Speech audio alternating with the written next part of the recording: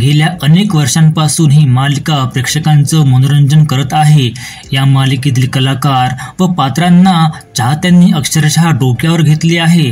आजही ही मालिका TRP मध्ये टॉप 5 मध्ये असतेच, मात्र असे असताना सुद्धा ही मालिका जास्त गाजते ते म्हणजे वादामुळे।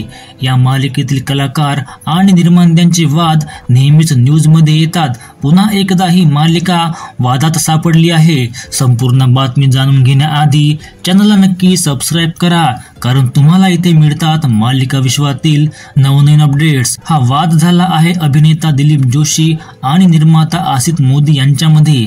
तारक मेहता का उल्टा चष्मा मध्ये जेठालालची भूमिका करणारे दिलीप जोशी आणि निर्माता आसित मोदी यांच्यामध्ये कडाक्याचं भांडण झालं आहे।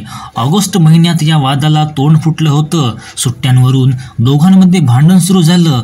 या मालिकेशी संबंधित सूत्रांनी दिलेल्या माहितीनुसार दिलीप जोशींनी आसित मोदींकडे काही दिवसांची सुट्टी मागितली होती, पण निर्मात्यांनी बोलणं टाळलं, त्यामुळे दिलीप जोशी नाराज झाले। त्यानंतर मात्र हे प्रकरण हाणामारीपर्यंत पोहोचलं। शो मधल्या सूत्राने दिलेल्या माहितीनुसार त्या दिवशी कुश शहाचा शूटिंगचा शेवटचा दिवस होता। दिलीप जोशी आसित मोदींची वाट बघत होते। त्यांना सुट्ट्यांचा विषय निकालात काढायचा होता, पण ते आले आणि थेट कुशला भेटायला गेले।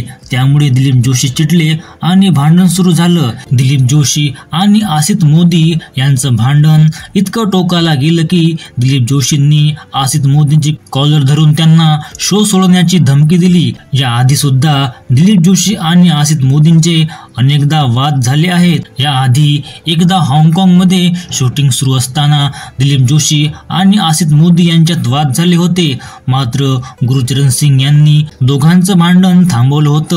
या आधी सुद्धा आसित मोदींचे अनेक कलाकारांसोबत वाद झाले आहे।